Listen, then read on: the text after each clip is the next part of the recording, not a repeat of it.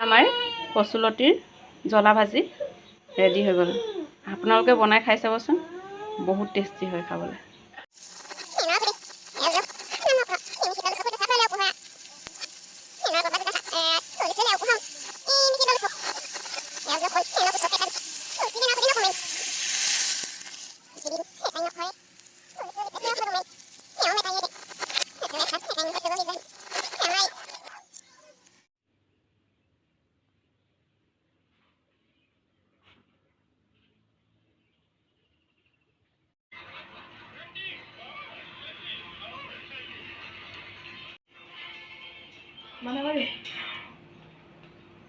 গুটিখিনিৰ বাকলিখিনি গুচাবলৈ অলপ দেৰি এনেদৰে পানীত তিয়াই থ'ম। এই বাকলিখিনি এনেদৰে গুচাই ল'ব লাগিব। ইয়াৰ অলপ দেৰি কোমলাৰ পাছত ইয়াৰ বাকলিখিনি গুচাব লাগিব।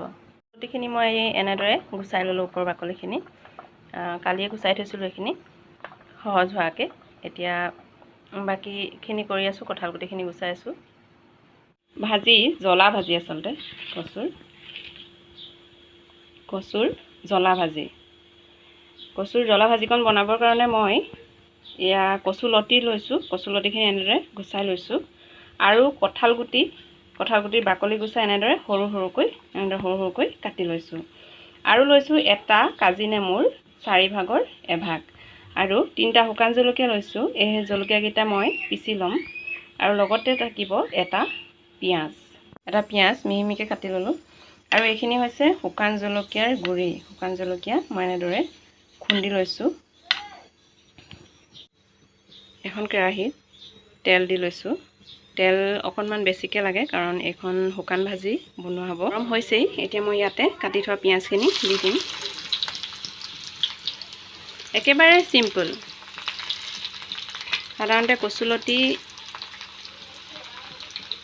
দাইলত দিও খোৱা হয় বা আঞ্জা নিচিনাকৈও বনাই খোৱা হয়। একেবাৰে চিম্পল। মই শুকান ভাজি, জ্বলাৰ ভাজি এনেদৰে বনাইছোঁ। আপোনালোকে ঘৰত বনাবলৈ তেনেই সহজ হ'ব।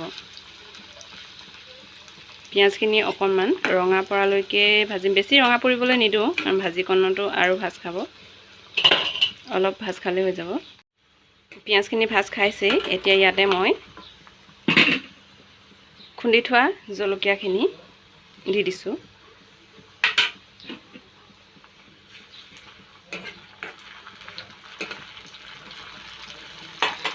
এতিয়া হালধি আন্দাজ কৰি দিলেই হ'ব।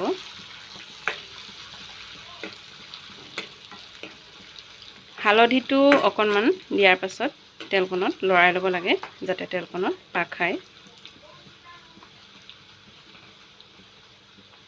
হৈছে। এতিয়া ইয়াতে কচুলতিখিনি দি দিম।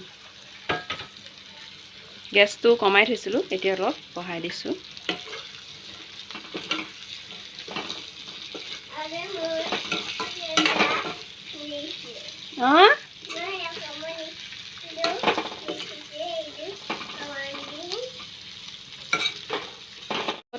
কাটি থোৱা মিহিকৈ কাটি থোৱা কঁঠাল গুটিখিনিও দি দিছোঁ।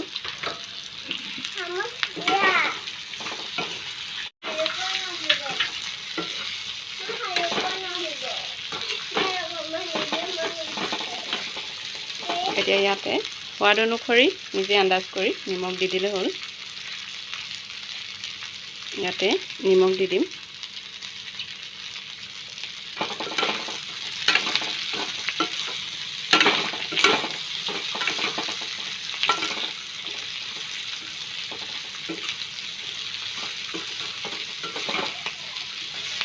এতিয়া এই কচু ভাজিকণ ঢাকনা দি অলপ দেৰি মূৰে মূৰে লৰাই এনেদৰেই ভাজিব লাগিব। এতিয়া মই এখন ঢাকি দিওঁ।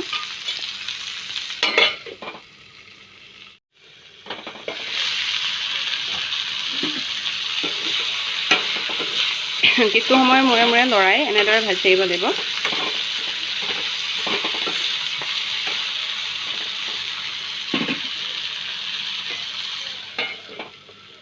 আৰু গেছটো কমাই থ'ব লাগিব।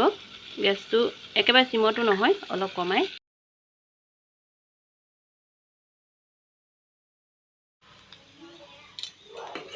এয়া আমাৰ ভাজি হৈ গৈছে, ধুনীয়াকৈ ভাজ খাই গৈছে। এতিয়া ইয়াতে মই নেমুডোখৰ চেপি লৈছিলোঁ, সেই ৰসকণ ইয়াতে দি দিছোঁ।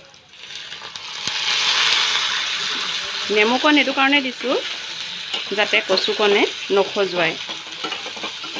কচুলতিখিনি মই শুকুৱাই লৈছিলোঁ তাৰ আঠাটো যাবৰ কাৰণে, আৰু শুকুৱাই লোৱাৰ পাছতো কচুলতিখিনি অকণমান খজুৱায়। সেইটো কাৰণে ইয়াত যদি নেমু ৰসকণ দি দিওঁ, অকণমান টেঙা জ্বলা লাগে খাবলৈ, বহুতেই সোৱাদ হয় ভাজিকণ। আপোনালোকে বনাই খাই চাবচোন। আৰু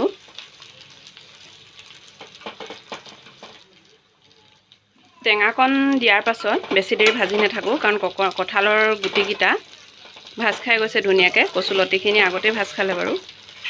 এতিয়া এইখিনি কাঢ়ি থ'ব পৰা হৈ গ'ল। আমাৰ কচুলতিৰ জ্বলা ভাজি ৰেডি হৈ গ'ল। আপোনালোকে বনাই খাই চাবচোন, বহুত টেষ্টি হয় খাবলৈ।